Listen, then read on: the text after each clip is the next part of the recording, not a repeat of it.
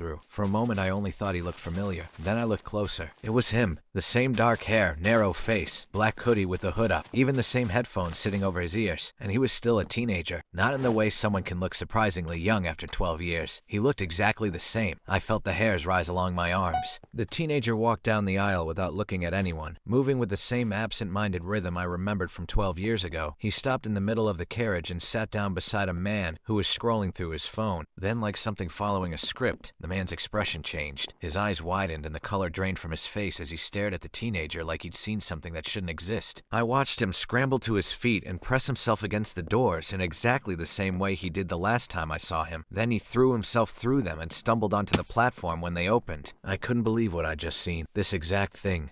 12 years later, as the doors began to close, my curiosity snapped me into action. I jumped to my feet and ran for the doors, making it onto the platform just before they closed. Hey! The man didn't hear me as I ran after him. He was already running towards the stairs. He reached the bottom of the stairs, stopped, bent over with his hands on his knees and struggled to catch his breath. Then he pulled out his phone with shaking hands and dialed. 911, what's your emergency? The man's voice came out breathless. I need you to listen to me. I just discovered something. He glanced back towards the tracks. A kid sat next to me on the last carriage of the train, the one that comes after 113. He started pacing along the platform, moving farther away from me. I could no longer hear the voice on the other end of the call. He swallowed as he listened to the response. I don't know how to explain it. I don't know if I'm going crazy, but you need to warn people. I'm serious. Please. You have to tell people they can't sit next to another passenger in that carriage. The man stopped and listened again for several seconds. Okay, but please investigate it. If you find out it's true, put an announcement on the trains. Anything. Just warn people. Thank you. Then he hung up and started walking towards the exit. I started walking towards him. Wait. He didn't stop. He just turned and walked around the corner. When I reached the corner and looked around it, there was nobody there. Just an empty corridor stretching towards the station exit, like he had vanished into thin air. I stood there, completely still.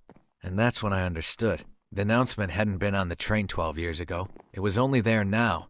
Because he had discovered what happened when two people sat together in that carriage. Somehow they trap each other. Forever, it seems. I sure won't be taking that train again after 107.